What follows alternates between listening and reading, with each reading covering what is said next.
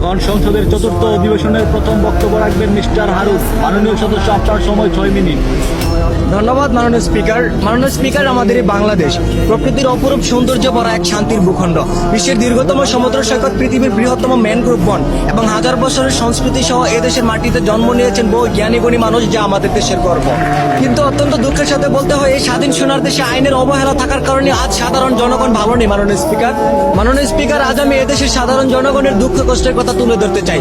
বর্তমান বাজারে নিত্য প্রয়োজনীয় জিনিসপত্রের দাম এতটাই বেড়ে গেছে যে সাধারণ খেটে খাওয়া মানুষ দিশেহারা হয়ে পড়ে।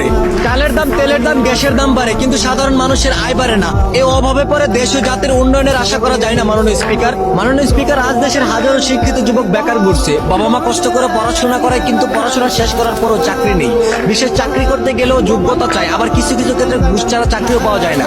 যে দেশের মেধাবী যুবক বেকার থাকে, সেই দেশ কখনো পুরোপুরি ভাবে উন্নত হতে পারে না। মাননীয় স্পিকার, বর্তমান সামাজিক যোগাযোগের মাধ্যমে অপপ্রচার, প্রতারণা, কিশোর গ্যাংয়ের কার্যক্রম প্রতিনিয়ত বেড়ে চলছে। অল্প বয়সী ছেলেরা মাদক, সন্ত্রাস আর অপরাধের দিকে ঝুঁকে পড়ছে।